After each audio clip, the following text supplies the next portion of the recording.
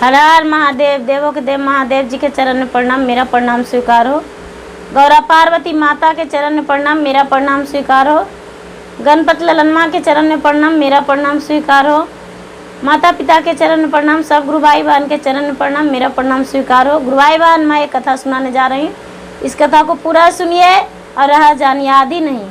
आदि सुनने में शिव गुरु का अपमान होता है, पूरा सुनने में ज्ञान होता है। इसलिए कथा को पूरा सुनिए और रहा जानिए। हर हर महादेव, घर घर महादेव।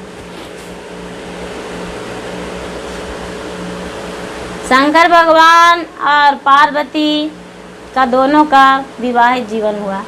जब शादी हुआ तो कैलाश पर्वत पर लेके चल गए अपना पत्नी को, क्योंकि उनके पिता के विरोध शादी हुआ था।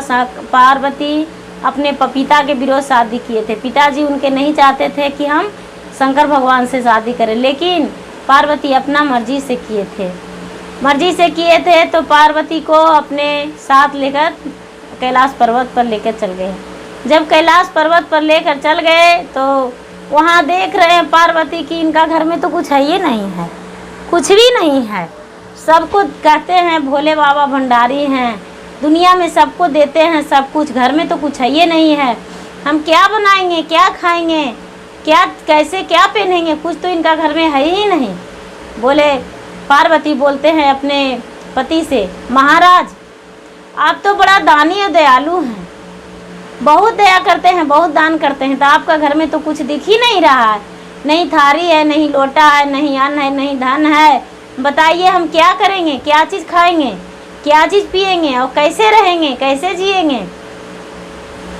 शंकर भगवान बोल दिए, हाँ जरूर होगा, देखिएगा हम जाते हैं अपना दुनिया रमावे, घर में नहीं कैसे होगा। देख रहे हैं कि 7 कोठी है और 7 कोठी में पिहान लगा हुआ है। एक में बेचारी गौरा महारानी अधन चढ़ा दिए और अधन चढ़ा के और 7 कोठी में हाथ डाले तो एक में भी अन्न नहीं मिला। गौरी महारानी बेचारी उदास हो गए और क्या किए कि एक सूप लेकर गांव में घूमने चल गए। वहाँ के बगल के नीचे आकर और बगल के गांव में घूमने चल गए कि हम पैसा खोजने आए हैं, हम भोले बाबा के पत्नी, हम पार्वती हैं, कोई अगर जो दे दीजिए तो फिर हम आप लोग का दे देंगे। लेकिन गौरी महारानी का कोई भी पैसा नहीं दिए। गौरी महारानी बेचारी रोने लगे कि भला हम क्या बनाएंगे, आएंगे महादेव तो हम उन्हें क्या खिलाएंगे। सब लोग कहें महादेव कहाँ से आप महारानी आप कहाँ से पैसा दीजिएगा, महादेव क्या खेती करते हैं, क्या उनके पास कुछ है, वो तो खुद भिखारी हैं, वो तो खुद बन के बासी हैं, वो तो खुद जंगल में रहते हैं, वो पैसा आपको देने के लिए कहाँ से देंगे। कोई भी एक दाना पार्वती को नहीं दिए। गांव वाले लोग बोले भीख के रूप में लेना है तो ले लीजिए, लेकिन पैसा के रूप में नहीं देंगे, कोई नहीं दिए। पार्वती अपना सूप लेकर घर लौट गए और वो जब शंकर भगवान आए तो शंकर भगवान से अपना रो के बातें सुनाने लगे कि देखिए महाराज आपके घर हम आए तो आपके घर में नहीं माँ है, नहीं बहन है, नहीं धन है, नहीं दौलत है, और आप तो बोले कि मेरा घर में ज़रूर कुछ होगा, तो क्या है बताइए। हम जब अधन चढ़ा दिए और पूरा गांव में पैसा खोजने गए तो पैसा मुझे नहीं मिला, बताइए हम आपके घर में क्या खाएंगे, मुझे बताइए। शंकर भगवान से पार्वती कर रही है, लेकिन पार्वती बोले कि आप महारानी आप मेरा माता पिता को और मेरा माँ बहन को, मेरा धन संपत्ति को कटिएगा। जब हम आपके घर शादी में गए तो आपके घर क्या मुझे मिला खाने को लिए, बताइए। आपके घर जब हम बारात लेकर गए तो आपको जो माता हैं वो टूटल सूप और नाकट दिया से हमको परछन करने आए। आप बोलते हैं कि आप क्या मेरे घर में आपके कुछ है ये नहीं है, तो मेरा घर में नहीं है, ठीक है, लेकिन आपके घर में भी नहीं था। आपका जो भाभी थी वो हमको क्या दी, फुटल लोटा में पैर धोने को लिए दी, बताइए। भोजन दी तो अकटी का दाल दी और कोदो का भात दी और लौआ का सब्जी दी। बताइए आप मेरा उकटिएगा। जब बैठने का लिए टूटल खटोला मिला, सोने का लिए कोदो का पोवार मिला, बताइए आप क्या मुझे उकटिएगा? बताइए आप कुछ नहीं मुझे कह सकते हैं। इतना जब शंकर भगवान बोले पार्वती से, तो पार्वती रूस के घर से निकल गए।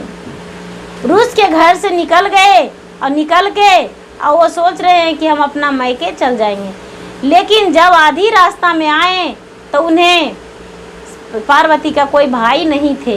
रास्ता में एक कोई रविदास का लड़का था जिसे भाई मानते थे पार्वती, वो मिले। वो भाई सदा मानते थे कि मेरा भाई हैं। वो मिले तो वो बोले कि बहन कहाँ जा रही हो रूस के इस हाल में? तुम्हें शादी होला ज़्यादा दिन नहीं हुआ है, अकेले क्यों जा रही हो? ईसरा महादेव कहाँ गए? वो बोले क्या कहूँ, मेरा ईसरा महादेव मेरा कुल खानदान को उकटे हैं।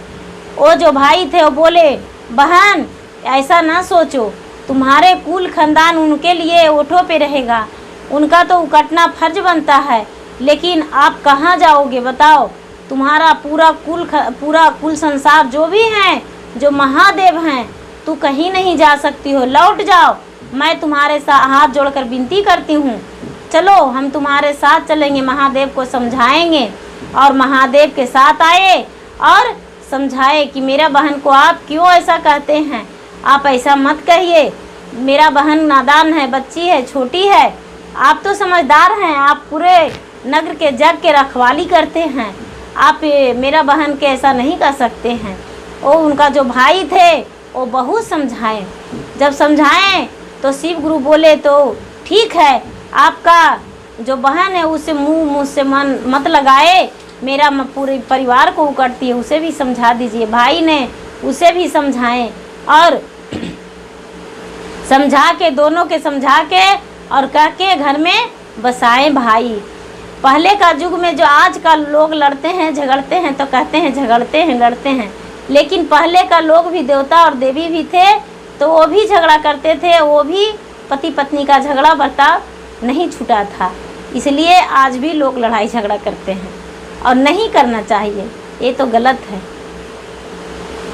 गुरुभाई बहन जो देवता देवी वो कर सकते थे तो हम लोग क्या है? हम लोग तो एक छोटा सा उनका कठपुतली है, कुछ भी नहीं है।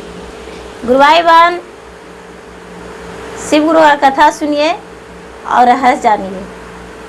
मेरा वीडियो अच्छा लगे तो इसे लाइक कीजिए, शेयर कीजिए, सब्सक्राइब कीजिए। धन्यवाद।